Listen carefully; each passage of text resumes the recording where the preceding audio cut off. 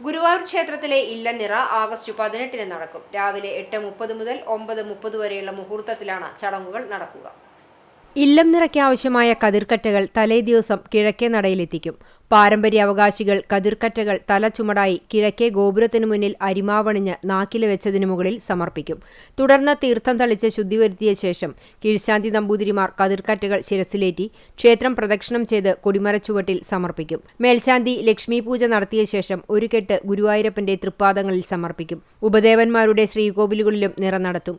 തുടർന്ന് കതിരുകൾ ഭക്തജനങ്ങൾക്ക് പ്രസാദമായി വിതരണം ചെയ്യും. ഭക്തർ ഇവ വീടുകളിലും സ്ഥാപനങ്ങളിലും സൂക്ഷിക്കും. ആഗസ്റ്റ് 30-നാണ് തൃപ്പുത്തരി. പുതിയ നെല്ലിന്റെ അരി ഉപയോഗിച്ച് തയ്യാറാക്കുന്ന പായസം ഗുരുവായൂരപ്പന് നിവേദിക്കുന്ന ചടങ്ങാണിത്. വർഷത്തിലൊരിക്കൽ പത്തിലക്കറിയും ഉപ്പുമാങ്ങയും നിവേദിക്കുന്നതും തൃപ്പുത്തരി ദിവസമാണ്. 1200 ലിറ്റർ പുത്തരി പായസമാണ് തയ്യാറാക്കുന്നത്.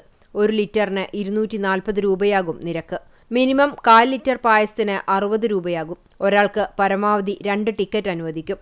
പുത്തരിപ്പായസം കൂടുതൽ സ്വാദിഷ്ടമാക്കുന്നതിനായി 2200 കദളിപ്പഴവും 22 കിലോ നെയ്യും ഉപയോഗിക്കും.